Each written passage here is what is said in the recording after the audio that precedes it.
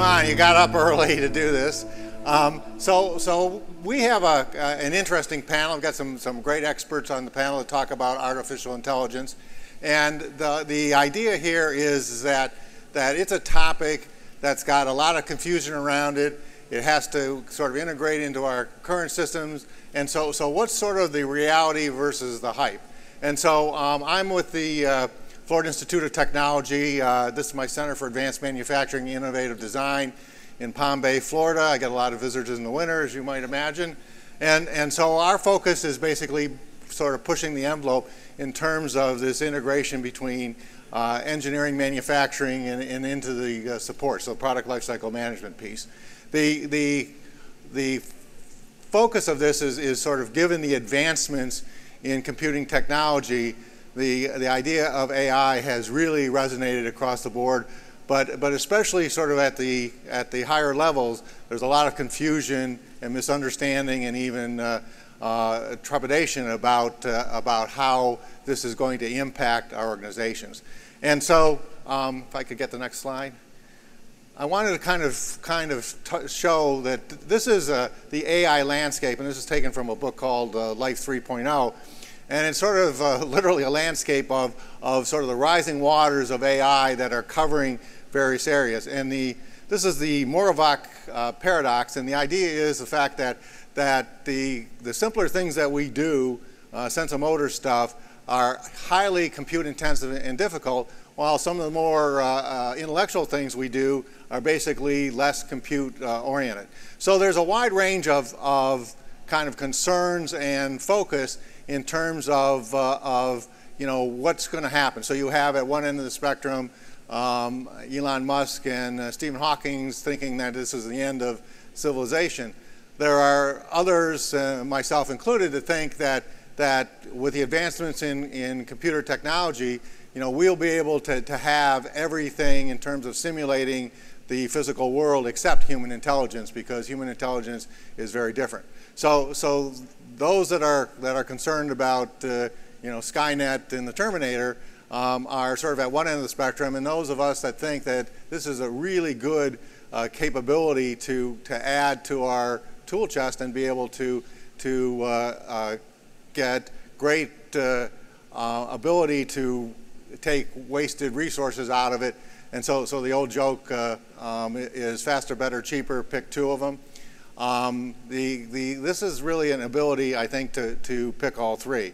And so we're certainly seeing AI kind of pick up into other areas, but you know, what is realistic and what should we be looking at, you know, as executives and people in the industry in terms of actually integrating that into our organizations, and who's going to do that and who are going to make those decisions. So with that, I'd like to bring on our esteemed panel, Bissell Smith from Northrop Grumman, Bala Chambordi from Boeing, and Nitesh Bhansali from Infosys, and Avner, who you saw before. So guys, come on up. And what we're going to do is sort of set the stage with brief presentations from our panel, and then move into the Q&A. And you saw the way to ask questions is on the app that we have. So you know, look at the app, vote for the questions that you think are interesting, and then we'll take it from there.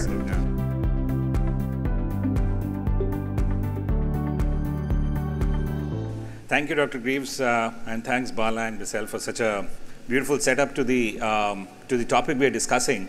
It's great to be part of such a like-minded panel, because Bissell talked about importance of ROI, Bala talked about such lovely examples of practical applications of AI. And I'm just going to underscore that further with basically my talk about making AI real, right? So let me start with a small story. And it's funny, like every journey starts with a car. And this is a story about me traveling first time to the US. That was in 1998. Landed from India into San Francisco airport. And I was told that the best way to get around in US is to have a car. So my company, very nicely booked a rental car for me. So I went into San Francisco airport, rental car center, picked up a car. They gave me a one-page map of the Bay Area. With a smile on my face, I took the car out.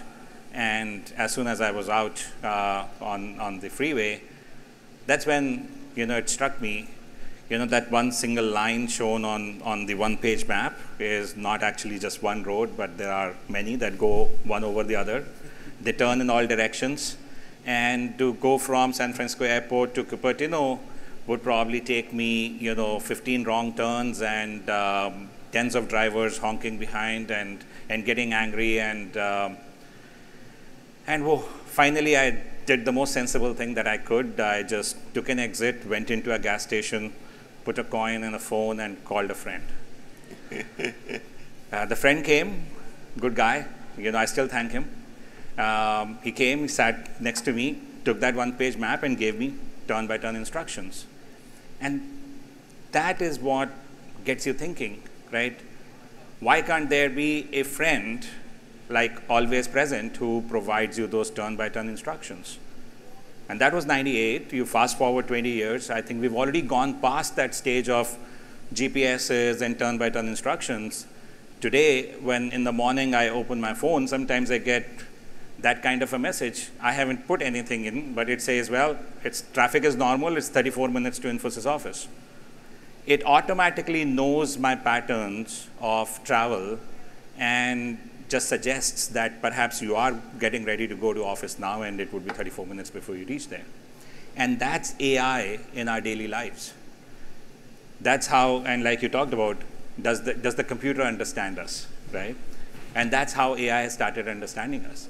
But think about it. This is AI in our daily lives, but what about the enterprise, our work lives?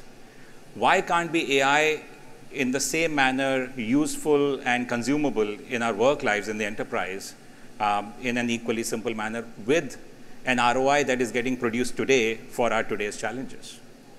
And that's what I'm passionate about. I've spent 20 years in the industry basically working at various waves of technology innovation, but always trying to marry it with, if there is a technology out there, how does it solve my enterprise problem today for a benefit that can be put on the books today? So, sorry. Yeah. So just a little bit about Infosys. We are a next generation technology services company with over $10 billion in revenue. We have over 200,000 engineers who serve 1,000+ clients across 45 different countries. And extremely proud to be here because 5 out of the top 10 aerospace companies have called us their partners. And what we do for them is essentially help in designing the next generation aircrafts, transforming manufacturing and supply chain processes, building new age solutions for both aftermarkets and mid-market segments. But above all, helping them achieve excellence across the value chain by using the digital thread. And that, as you've heard earlier, has been a key part of this industrial revolution 4.0 and artificial intelligence as we know it. So is it really time to AI? Well, I mean, there is a lot of data getting collected out there. So with a lot of robotics and machines, well, you could be learning about angular momentum or inertia, but in real world, and these are some Gartner statistics, there are going to be about 20 billion connected devices by 2020. It's 20 billion connected devices producing data on an everyday basis. And that basically translates to about 163 zettabytes of data. That's so many zeros that I don't even try to count them. But that's a lot of data. That's actually more data produced every day than was produced in the last 10 years, taken together. But what does all that data do? We did a small study to understand the AI adoption index across industries, and we've done this study progressively each year. And what we found was that compared to last year, where the manufacturing aerospace industry kind of a feedback was at about 25% adoption, it has increased to almost 50% adoption. That means the data is being utilized, that companies are getting ready to do more and more productive stuff with the AI technologies, and that it's no longer just a talk of an experimentation and a POC done in a back room somewhere, but it's actually getting implemented. Yet there are challenges and there are barriers, because of which it's only 50%, and those need to be overcome. And these point towards availability of talent, readiness of the organization, maturity, and so on and so forth, some of which have been touched upon earlier.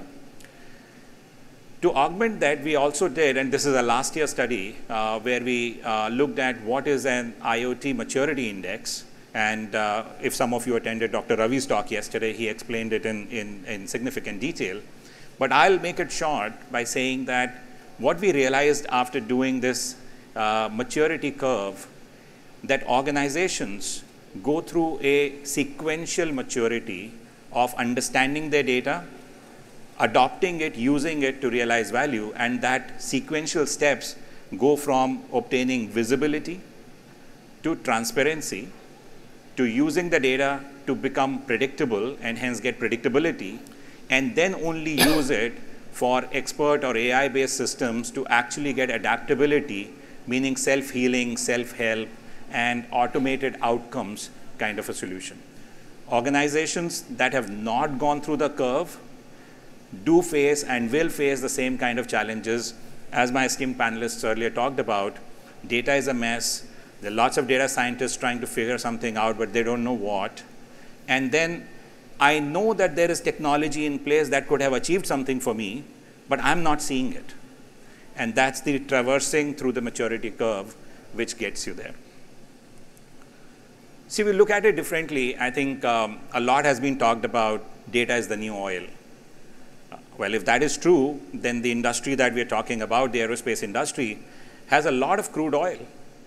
Because of, thanks to the regulation, thanks to the extensive research that goes into producing the final end product, the amount of data that is collected across the aerospace value chain is immense. You have all sorts of data. You have the product data, you've got the engineering and integration data, you've got operational metrics, you've got quality assurance data, and in all shapes and forms. You have it as time series, you've got the images, you've got test cases and test results documented, you've got all the regulatory filings, immense amount of data available. And not only that, of course, there are lots of AI techniques out there. The likes of Google have made a bunch of those open source. There is just, you choose what you want to use. You could be using artificial neural networks, you could be using deep learning, reinforcement learning, what have you. But do we really think just having the data and understanding that there are techniques out there will result in making AI real? No, you need to marry it along with the business outcomes. You need to know why you want to use a certain kind of data married with a certain technique to achieve an outcome. Whether you are going towards reducing risk or improving efficiency.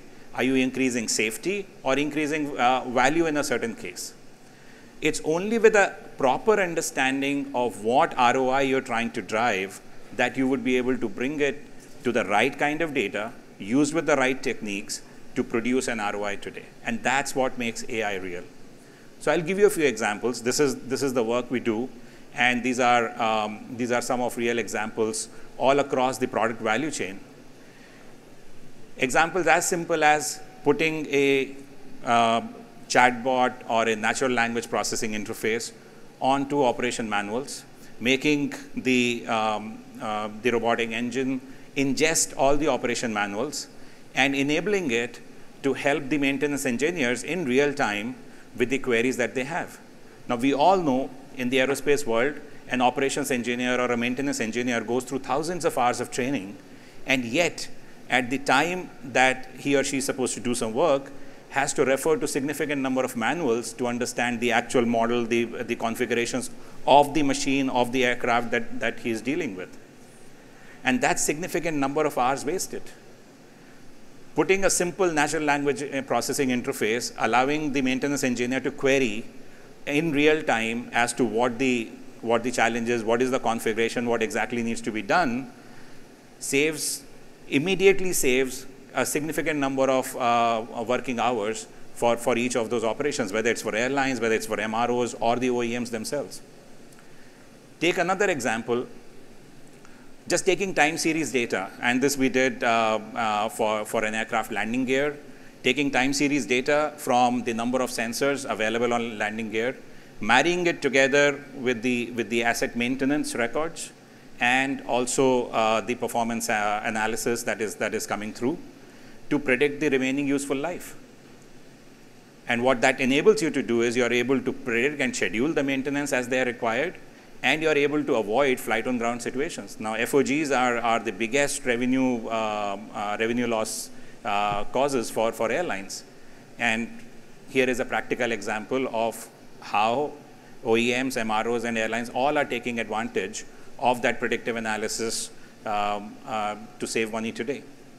And then we can take more intricate and more esoteric cases. This is where we have tried to do engine balancing using AI algorithms. Now, for those of you who know, I don't need to explain. Engine balancing is a very critical aspect of making an aircraft flying ready. And engines are very unique. I mean, despite being fairly standard, but each engine is unique, and you need to actually carry out multiple test flights to understand the weight variance and progressively bring the variance down. It takes a number of test flights, a ton of data to be collected. Now, while this problem cannot be completely eradicated or solved, you cannot stop doing test flights because engines being unique, you don't have enough historical data that will provide a prediction.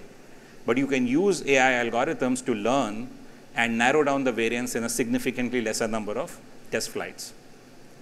And then there are significant other examples around product definition engineering, use of knowledge-based engineering, or manufacturing and shop floor integration with predictive maintenance.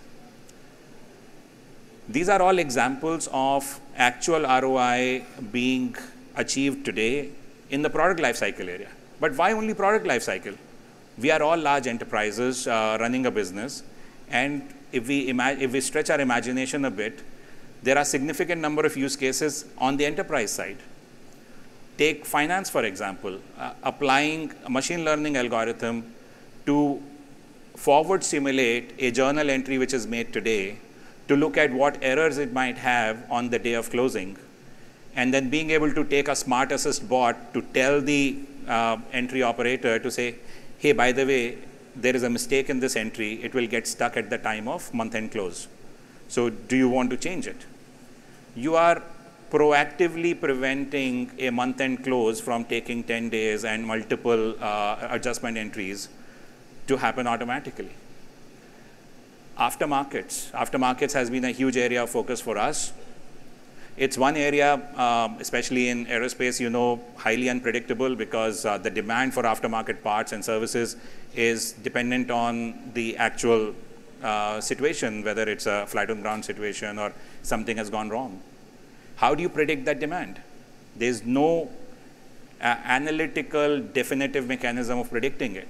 But through machine learning, looking at patterns over time and over a long period of time, and marrying it with actual aircraft maintenance data and its flight schedules, we can increase that prediction accuracy by almost 20 to 25%.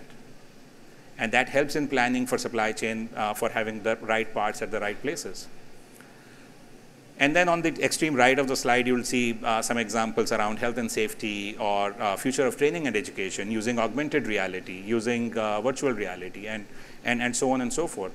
Especially when you think of the changing nature of your workforce, working with more millennials and Gen Ys, these are the things that are needed to make an organization more productive.